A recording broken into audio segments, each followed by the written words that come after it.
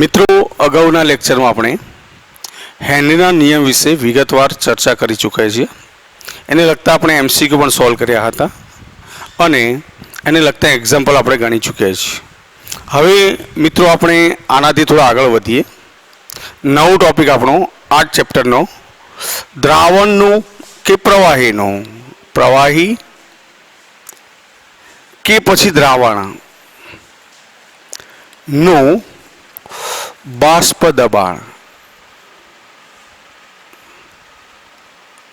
આપણો નવો ટોપિક છે મિત્રો, ધ્યાન રાખજો. પોઈન્ટ બરાબર સમજો. પ્રવાહી, કોઈ પણ પ્રવાહી એનું ચોક્કસ બાષ્પ દબાણ, કારણ કે પ્રવાહીના લાક્ષણિક ગુણધર્મો તમે ધોરણ 11માં દ્રવ્ય અવસ્થામાં ભણી ચૂક્યા છો અને એની અંદર આપણે સ્પષ્ટ હતું કે પ્રવાહી એક તો અસંકોચનશીલ છે, પ્રવાહી પ્રસરણનો ગુણધર્મ ધરાવે છે. આમાંનો એક ગુણધર્મ આપણો હતો બાષ્પ દબાણ. બરાબર છે. તો બાષ્પ દબાણની વ્યાખ્યા પહેલાં બરાબર સમજીએ આપણે. તો ચોક્કસ તાપમાને, વ્યાખ્યા લખું, ધ્યાન રાખજો. ચોક્કસ તાપમાને મિત્રો અચળ તાપમાન રાખવું જરૂરી છે કે પ્રવાહીના ગુણ તાપમાન બદલી તો ગુણધર્મો બદલાશે. અને એટલે ચોક્કસ તાપમાને પ્રવાહી દ્રાવક કે દ્રાવણમાં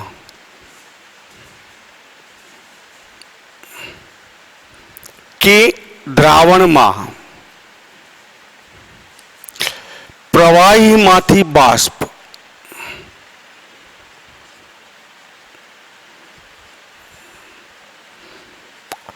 અને બાષ્પમાંથી પ્રવાહી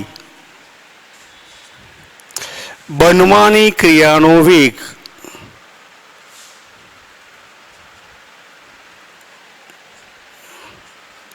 સમાન થતા સંતુલન સ્થપાય છે.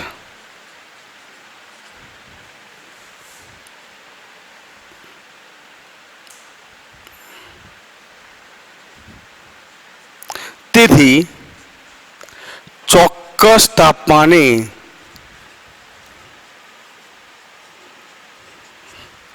પ્રવાહીની સપાટી પર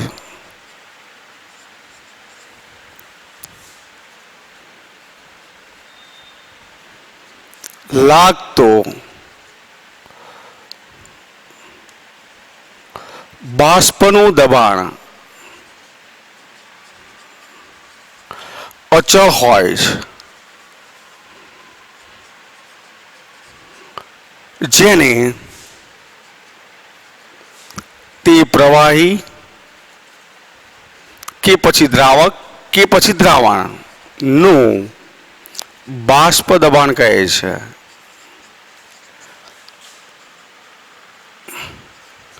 મિત્રો વ્યાખ્યા બરાબર સમજો. ફરીથી હું કહું છું કે ચોક્કસ તાપમાને પ્રવાહી દ્રાવક કે દ્રાવણમાં, વિધાન પોઈન્ટ સમજો બરાબર, કે પ્રવાહીમાંથી બાષ્પ અને બાષ્પમાંથી પ્રવાહી બંને બંધ પાત્રમાં ધોરણ 11 ધોરણ ભણી ચૂક્યા. બંધ પાત્ર આપણે માનો કે લીધું છે અને એમાં કોઈ પ્રવાહી લીધું છે, પાત્ર ઉપરથી ટોટલી બંધ કરેલું છે. સમજો, આ પાત્ર ટોટલી બંધ છે એમ, બરાબર. તો એ બંધ પાત્રની અંદર આપણને ખબર કે આ પ્રવાહી ભર્યું છે, તો ચોક્કસ તાપમાને આ પ્રવાહીમાંથી બાષ્પ બનવાની છે. બરાબર. ક્યાં સુધી બાષ્પ બનશે? બંને વચ્ચે સંતુલન સ્થપાશે ત્યાં સુધી. પછી શું થશે? બાષ્પમાંથી પ્રવાહી અને પ્રવાહીમાંથી બાષ્પ બનવાની ક્રિયાનો વેગ સમાન થાય છે ત્યારે સંતુલન સ્થપાયું. અને આ તાપમાને પ્રવાહીની સપાટી પર બાષ્પ ચોક્કસ દબાણ કરશે મિત્રો, અને આ દબાણને એ પ્રવાહી એટલે કે દ્રાવક હોય કે પછી દ્રાવણ હોય એનું બાષ્પ દબાણ આપણે કહીએ છીએ. બરાબર છે. ચલો, હવે આ બાષ્પ દબાણને અસર કરતા પરિબળો મિત્રો એ હું અહીંયા સાઈડમાં લખું છું, સમજો બરાબર. આપણા બીજો મહત્વના પોઈન્ટ લઈએ છીએ કે પ્રવાહીના બાષ્પ દબાણને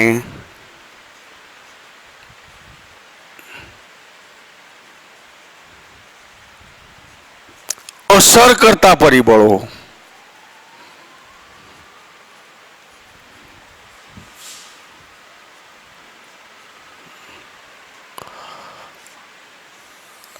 બાષ્પ દબાણને અસર કરતા પરિબળો મિત્રો બે છે ખાસ. એક છે પ્રવાહીનો સ્વભાવ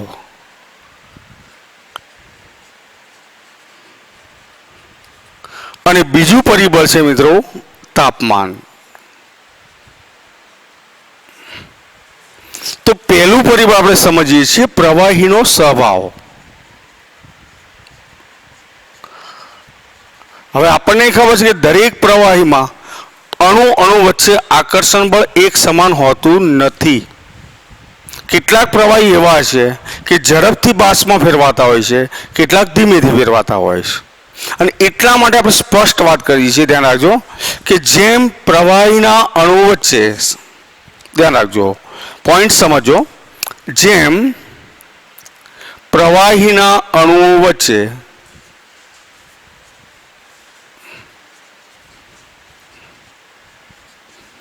આંતરઆણવીય મતલબ મિત્રો અણુ વચ્ચે આકર્ષણ બળ ઓછો, તેમ બાષ્પ દબાણ વધુ.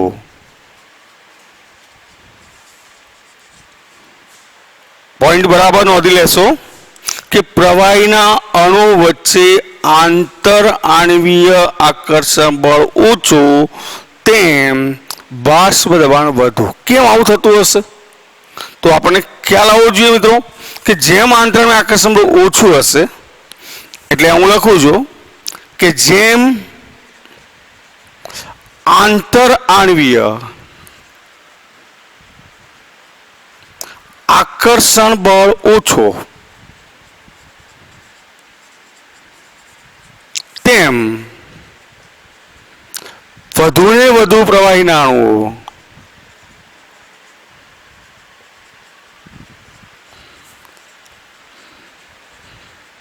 સપાટી છોડી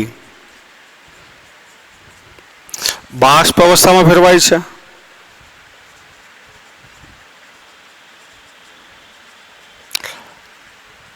અને બાષ્પ અવસ્થામાં જેટલા વધારે ફેરવાય તેથી બાષ્પ દબાણ વધે છે.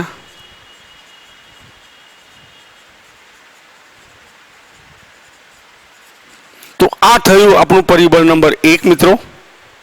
પરિબળ નંબર 2 છે, ધ્યાન રાખજો. પહેલું પરિબળ ખાસ નોંધી રાખશો, વ્યાખ્યા તમે ક્લિયર સમજી ચૂક્યા છો. હવે પરિબળોની અંદર પહેલું પરિબળ ફરીથી સમજી લો કે જેમ પ્રવાહીના અણુ વચ્ચે આંતરઆણવીય આકર્ષણ બળ ઓછું.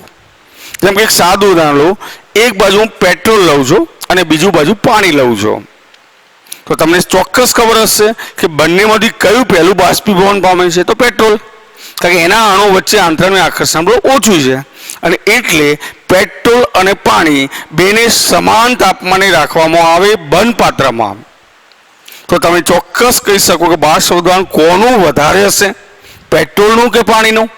તો તમારો જવાબ છે પેટ્રોલનું. કેમ કે પેટ્રોલના અણુઓ વધુને વધુ બાષ્પ અવસ્થામાં ફેરવાશે. તો આ થયું પરિબળ નંબર 1. પરિબળ નંબર 2 મિત્રો ધ્યાન રાખજો, તાપમાન છે આપણું. તો તાપમાનની અસર તો આપણે જાણીએ છીએ, ધ્યાન રાખશો. નંબર 2,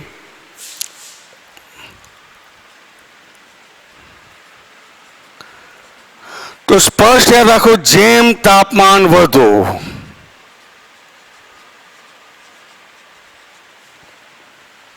તેમ પ્રવાહીનું બાષ્પ દબાણ વધુ.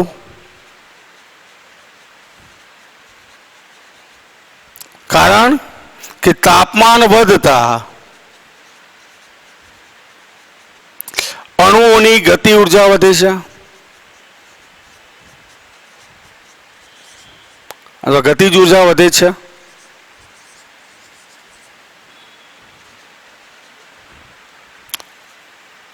અને ગતિ ઉર્જા વધી ત્યારે શું થયું? તો વધુને વધુ અણુઓ, તેથી પ્રવાહીના સપાટીના અથવા પ્રવાહીના વધુને વધુ અણુઓ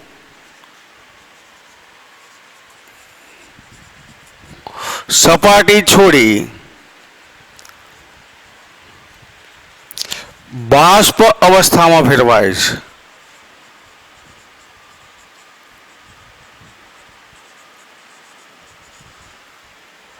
શેથી બાષ્પ દબાણ વધે છે?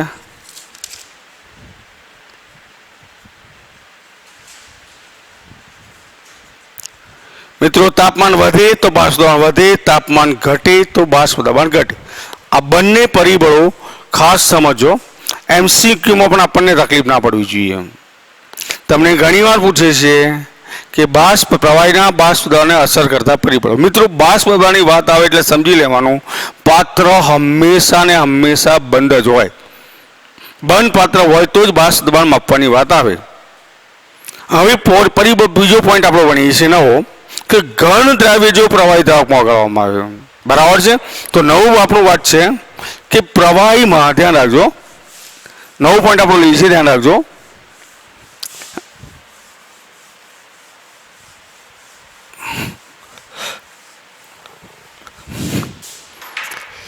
કે પ્રવાહી દ્રાવકમાં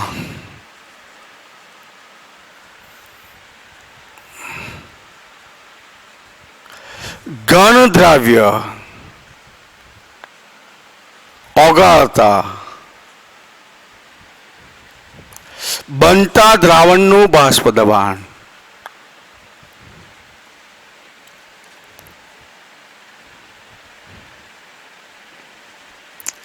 આપણો બીજો પોઈન્ટ છે મિત્રો, ધ્યાન રાખજો. ઘન દ્રાવ્ય જ્યારે પ્રવાહી દ્રાવકમાં ઓગાળવામાં આવે, આપણને ખબર હોવી જોઈએ પાછું કે દ્રાવ્ય અને દ્રાવકના સંદર્ભમાં વાત કરીએ તો પ્રવાહી બાષ્પશીલ હોય પણ ઘન બાષ્પશીલ હોય ખરો? ના. તો મોટાભાગના ઘન બધા અબાષ્પશીલ છે. મતલબ કે ખાંડ છે, મીઠું છે, અને પાણીમાં ઓગાળીએ તો બનતું દ્રાવણ એ આપણને ખબર છે પ્રવાહી દ્રાવણ બનવાનું. બરાબર છે? તો આપણે સાદી વાત કરી, ધ્યાન રાખજો. ઘન દ્રાવ્યને જ્યારે પ્રવાહી દ્રાવકમાં ઓગાળીએ આપણે, બરાબર છે? કયું દ્રાવ્ય લીધું? ઘન દ્રાવ્ય. એને આપણે પ્રવાહી દ્રાવકમાં ઓગાળી અને દ્રાવણ બનાવીએ તો એ બનતા દ્રાવણના બાષ્પ દબાણ માટે સાદો પ્રયોગ હું દર્શાવું છું. ખાસ સમજો કે એમાં હું બે આકૃતિ દોરું છું, ધ્યાન રાખજો. એક આકૃતિની અંદર આપણી જોડે આ એક સાધન છે. આ એક સાધન છે જેને આપણે નામ આપીશું મેનોમીટર. આ પ્રકારનું એક સાધન છે.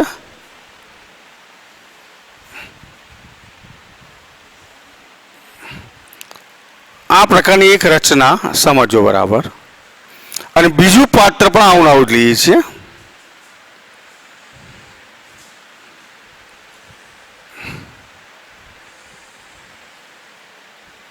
બે પાત્રો આપણે લીધા છે, ધ્યાન રાખજો.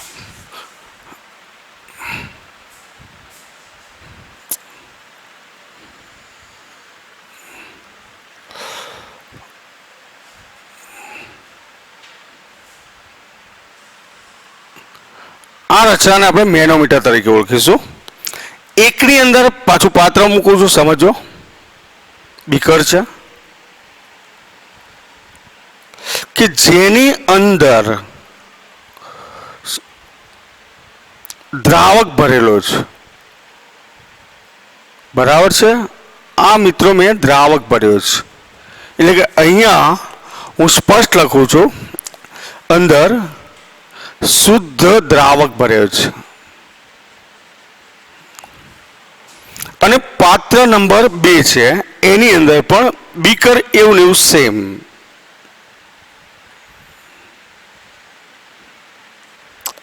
બરાબર છે? એની અંદર અબાષ્પશીલ દ્રાવ્ય, ધ્યાન રાખજો, ઓગાળીને બનાવેલું દ્રાવણ. એટલે કે મતલબ કે 1 મોલ દ્રાવ્ય છે અને 1 મોલ દ્રાવક છે. આ બે વસ્તુ આની અંદર રહેલું છે. બરાબર છે? હવે મિત્રો એક સીધી વાત છે કે શરૂઆતમાં આ બંને દ્રાવણની હું નોંધ ખાસ ધ્યાન રાખજો, હું જે વાત કરું નોંધ કરજો કે બંનેની અંદર શરૂઆતમાં લીધેલા પ્રવાહીની સપાટી સમાન રાખી છે. બરાબર છે? એક પાત્ર કે જેની અંદર શુદ્ધ દ્રાવક છે, એટલે કે અહીંયા ને અહીંયા ફક્ત ને ફક્ત દ્રાવકના જ અણુઓ છે. આને પાત્ર આપણે A કહીએ, આને પાત્ર આપણે B કહીએ. બરાબર છે? જ્યારે આની અંદર દ્રાવ્ય અને દ્રાવક બંનેના અણુ રહેલા છે મિત્રો. હું આ જે ઘાટા અણુ બતાવું છું એ માની લો કે દ્રાવ્ય છે, સમજો બરાબર છે. એટલે કે હું સ્પષ્ટ લખું છું, આ અણુ જે બતાવ્યા એ દ્રાવક છે અને આ અણુ જે મેં બતાવે છે એ દ્રાવ્ય છે. હવે ધ્યાન રાખજો, આકૃતિ બરાબર સમજો, કારણ કે મેઇન વસ્તુ આકૃતિના આધારે આપણે આ પોઈન્ટ સમજવાનો છે. એટલે ખાસ ધ્યાન રાખજો કે આકૃતિમાં બે પાત્રો આપણે દર્શાવે છે, બરાબર છે. બંને પાત્ર, એક પાત્રને એ કહ્યું, બીજા પાત્રને બી કહ્યું, બરાબર છે. બંને પાત્રમાં શરૂઆતમાં ધ્યાન રાખજો, એક પાત્રમાં શુદ્ધ દ્રાવક, હું લખું છું, ખાસ પોઈન્ટ મહત્વના છે કે આકૃતિમાં દર્શાવ્યા પ્રમાણે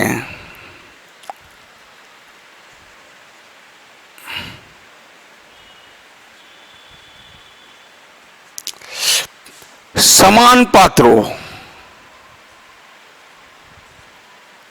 એ અને બી માં અનુક્રમે શુદ્ધ દ્રાવક અને તેમાં અબાષ્પશીલ દ્રાવ્ય ઓગાળીને બનાવેલો દ્રાવણ લો.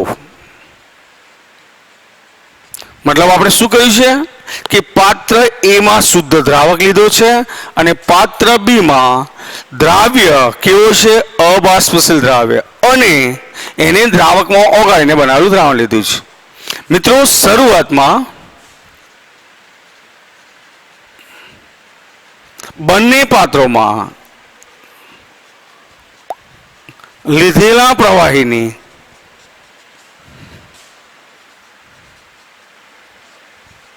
સપાટી સમાન રાખો.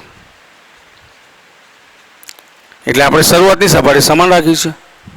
હવે થોડા સમય પછી અવલોકન કરતા જણાશે, ધ્યાન રાખજો, તો તમને એવું જોવા મળશે કે અહીંયા પણ બાષ્પીભવન થઈને અણુઓ તો બનવાના છે જ, જે બાષ્પના અણુ બનવાના છે. અહીંયા પણ બાષ્પના અણુ બનવાના છે.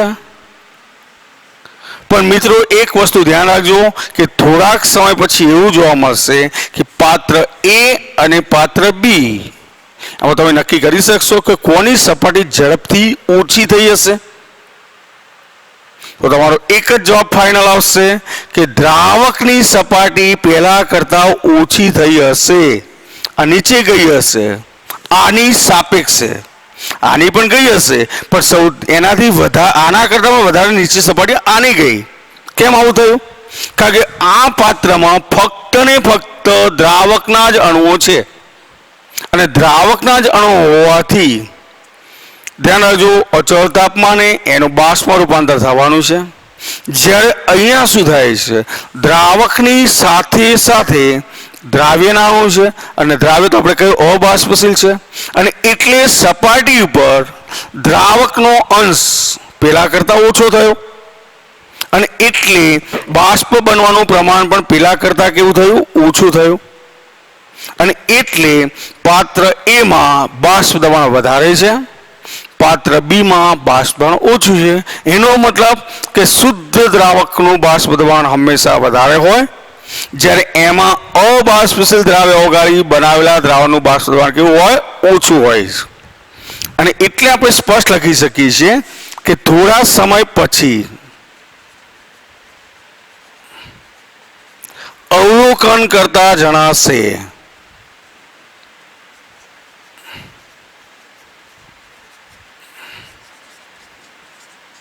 કે પાત્ર એમાં રહેલા પ્રવાહીની સપાટી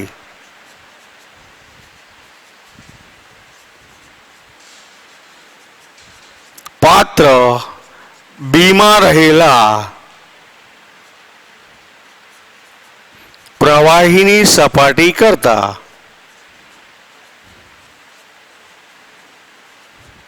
ઓછી થાય છે.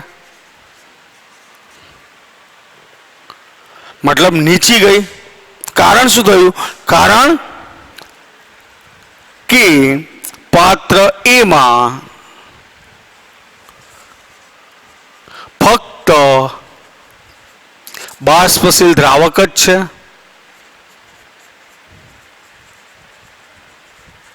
જ્યારે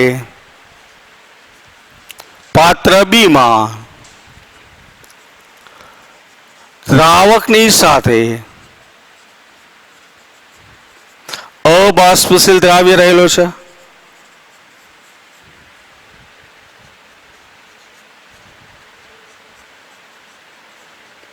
અને દ્રાવ્ય જ્યારે અબાષ્પશીલ હોય ત્યારે એનું બાષ્પીભવન થતું નથી, બરાબર છે. અને બાષ્પીભવન ન થયું એના પરિણામે દ્રાવણની સપાટી પર બાષ્પ જે છે એટલે કે દ્રાવક જે છે એની જ બાષ્પ બને તો દ્રાવકના અણુઅંશ ઘટે છે. તેથી આપણે સ્પષ્ટ લખી શકીએ છીએ આ મિત્રો કે તેથી પાત્ર બીમાં સપાટી પર દ્રાવકના અણુઓએ રોકેલો અંશ ઘટે છે, તેથી બાષ્પ દબાણ ઘટે છે. મતલબ કે શુદ્ધ દ્રાવક કરતા તેમાંથી બનાવેલા દ્રાવણનું બાષ્પ દબાણ હંમેશા કેવું હશે? ઓછું. તો આ વાત કરી આપણે ઘન દ્રાવ્યને પ્રવાહી દ્રાવકમાં ઓગાળીએ અને બનતું દ્રાવણ છે એની અંદર બાષ્પ દબાણની વાત કરી.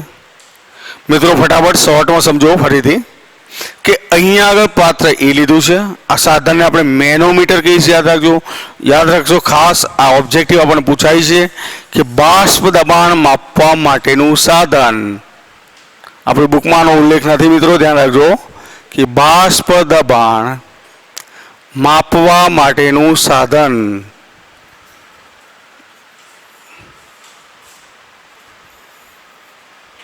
તો એ સાધનનું નામ છે મેનોમીટર.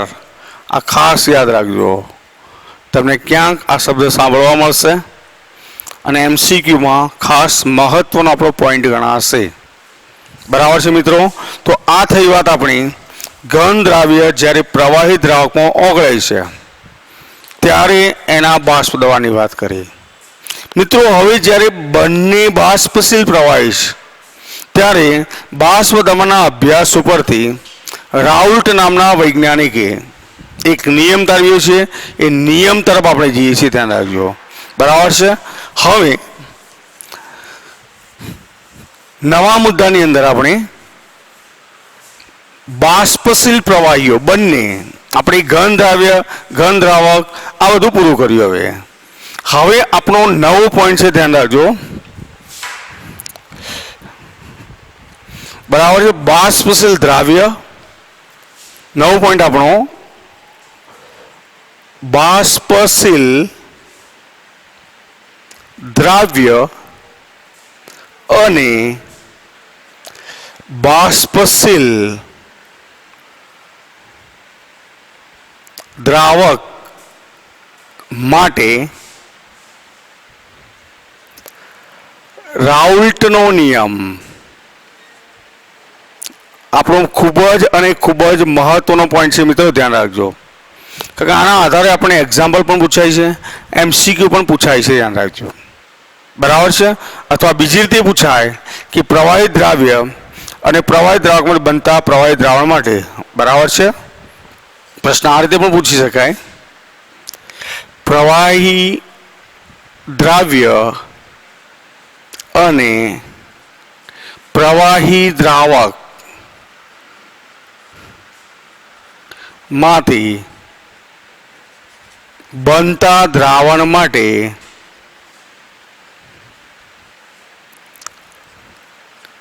રાઉલ્ટનો નિયમ સમજાવો.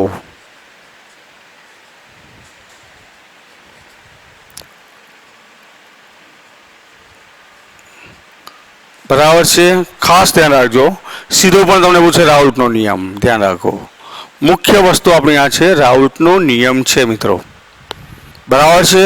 કે દ્રાવણ પરનું બાષ્પ દબાણ છે આપણને ખબર છે જે બાષ્પશીલ એની ઉપર આધારિત હોય, અને એટલે પોઈન્ટ ટુ પોઈન્ટ આ થિયરીને બરાબર સમજો મિત્રો. ક્રમશઃ આપણે એક પછી એક પોઈન્ટની ચર્ચા કરીશું. બરાબર છે. ધારો કે હું લખું છું પોઈન્ટ, નોંધતા જજો, સાથે સમજતા જઈશું. ધારો કે બે બાષ્પશીલ પ્રવાહી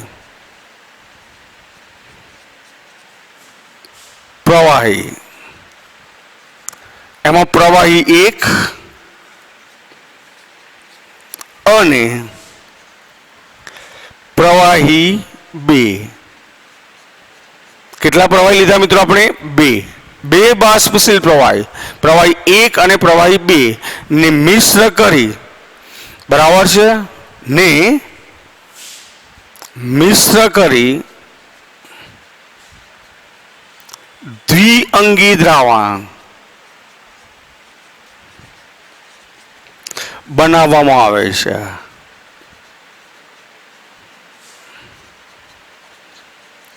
દ્વિઅંગી દ્રાવણ કોને કહેવાય? તો મિત્રો તમે જાણો છો કે જેમાં એક જ દ્રાવ્ય ને એક જ દ્રાવક હોય. બરાબર છે. તો આ દ્વિઅંગી દ્રાવણ આપણે બનાવ્યું છે. એક જ દ્રાવ્ય એક જ દ્રાવક, બંને પ્રવાહી પાછા, પ્રવાહી 1 અને પ્રવાહી 2. બરાબર છે. આ દ્રાવણમાં જે સમય, ધ્યાન રાખજો, આ દ્રાવણમાં જે સમયે બાષ્પકલા અને પ્રવાહી કલા વચ્ચે સંતુલન સ્થપાયેલું હોય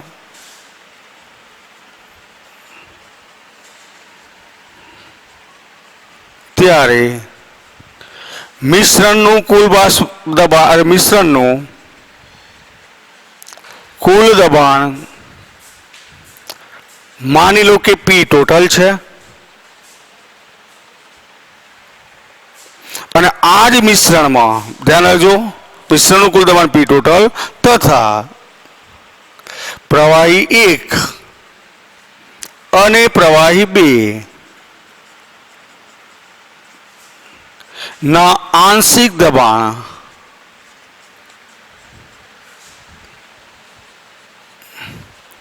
અનુક્રમે P1 અને P2 છે. મિત્રો પોઈન્ટ બીજો બરાબર સમજો. આ દ્રાવણમાં જે સમયે બાષ્પકલા અને પ્રવાહી કલા, કારણ કે આપણે ખૂબ ખબર છે પ્રવાહી છે તો બાષ્પીભવન થવાનું બંધપાત્ર છે, તો બાષ્પકલા અને પ્રવાહી કલા વચ્ચે સંતુલન સ્થપાય ત્યારે મિશ્રણનું કુલ દબાણ આપણે લઈએ P ટોટલ.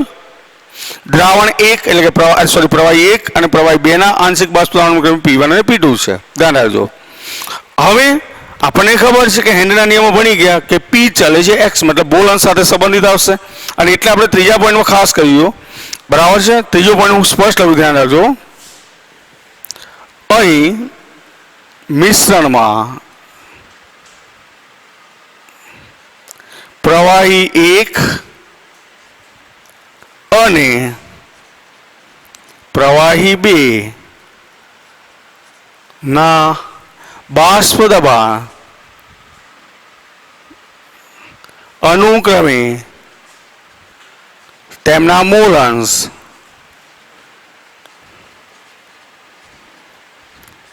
X1 અને X2 સાથે સંબંધિત છે. કારણ કે હેનરીના નિયમ આપણે સ્પષ્ટ વાત કરી. બરાબર છે. અને એટલે રાઉટનો નિયમ આપણે દર્શાવવો છે. હવે ધ્યાન રાખજો. બરાબર છે. તો બાષ્પશીલ પ્રવાહી દ્રાવણ હોય અથવા બાષ્પશીલ પ્રવાહીના જ્યારે દ્રાવણ બને તે રાઉટનો નિયમ લખવો હોય.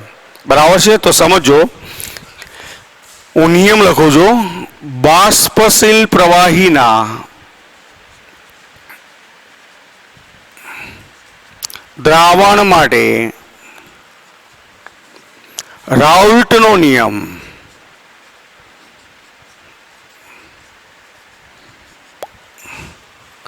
કેવા પ્રવાહીના? બાષ્પશીલ પ્રવાહીના દ્રાવણ માટે આપણે રાઉલ્ટનો નિયમ મિત્રો ભણી રહ્યા છીએ. તો નિયમ આ રીતે છે કે દ્રાવણમાંના, નિયમ ખાસ નોંધજો, દ્રાવણમાંના દરેક બાષ્પશીલ ઘટકનું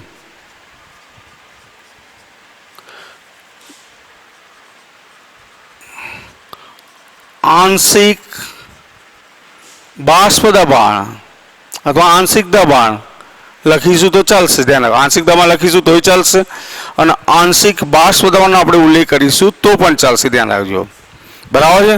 એટલે આંશિક બાષ્પ દબાણ, હવે દબાણ શબ્દ એટલે બાષ્પ નહીં મૂકવું ચાલશે. તો આંશિક દબાણ દ્રાવણમાં રહેલા તે ઘટકના મોલ અંશને સમપ્રમાણમાં હોય છે.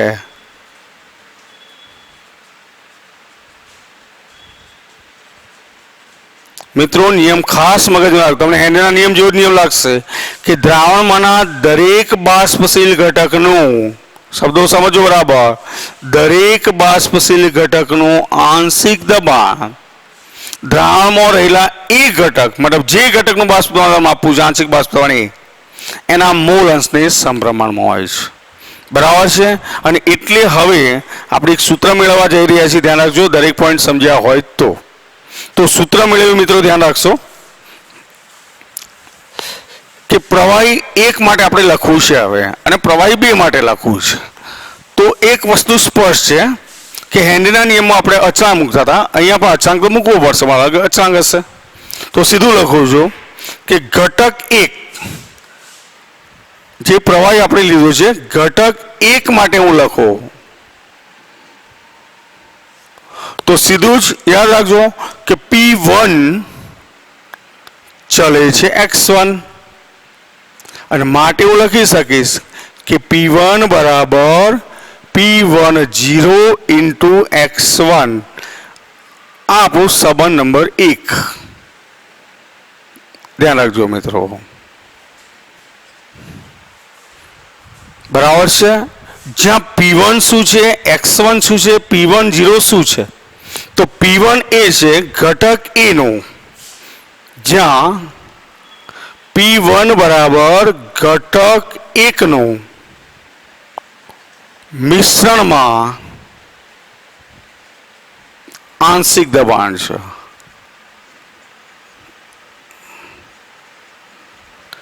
x1 શું છે તો ઘટક 1 નો મૂળ અંશ છે.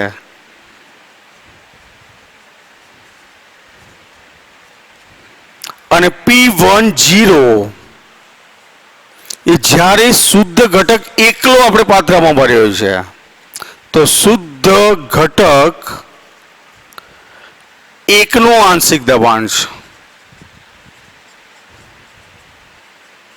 મિત્રો સમજો, ભૂલ ના થાય. આ P1 અલગ છે ને P10 અલગ છે. P10 શુદ્ધ ઘટક એકલો છે, તેનો આંશિક દબાણ આપણે જે માપ્યું હોય મળ્યું હોય એ ફિક્સ જ હોય. P1 ઘટક 1 નું મિશ્રણમાં આંશિક દબાણ છે.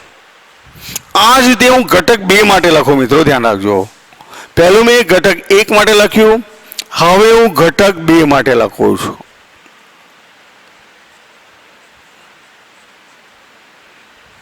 તો ઘટક 2 માટે મિત્રો આપણી પરિસ્થિતિ શું હશે? તો સીધી વાત છે કે P2 ચલે છે x2 અને માટે આપણે લખી શકીશું P2 બરાબર P20 into x2. આપણને આ બીજો સંબંધ મળ્યો, ધ્યાન રાખજો, આ બીજો સંબંધ છે આપણો. આને આપણે સમીકરણ નંબર 2 આપી દઈએ, જ્યાં P2 બરાબર ઘટક 1 નું મિશ્રણમાં આંશિક દબાણ છે.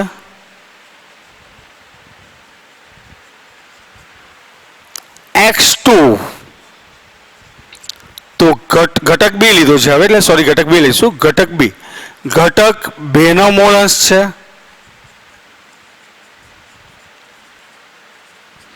અને P20 અથવા P02 બોલીશ એ શુદ્ધ ઘટક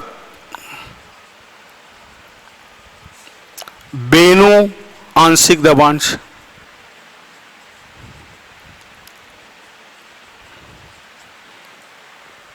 બે સૂત્રો મિત્રો તમને ખ્યાલ આવી ગયો હશે. એક તો આપણે P10 અને P1 ચલે છે x1 માટે P1 બરાબર P10 ઇન્ટુ x1.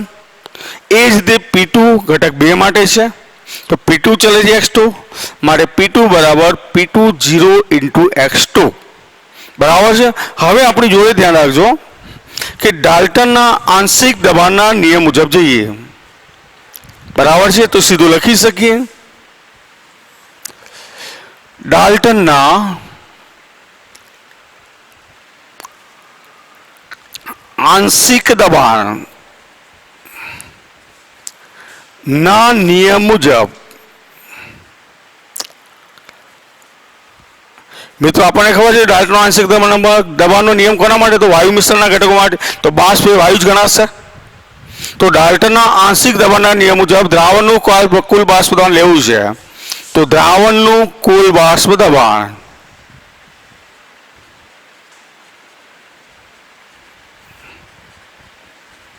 બંને ઘટકોના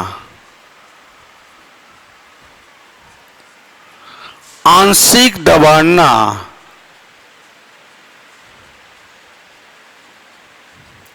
સરવાળા બરાબર થાય છે અથવા સરવાળા બરાબર હોય છે.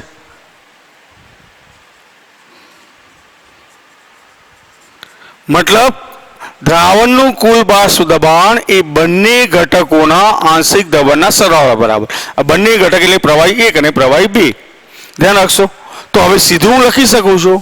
તો માટે P ટોટલ બરાબર શું લખીશ? P1 plus P2. બંનેનો સરવાળો કરીશ તો P ટોટલ મળશે. હવે તમને ખબર છે કે P1 ની કિંમત શું છે?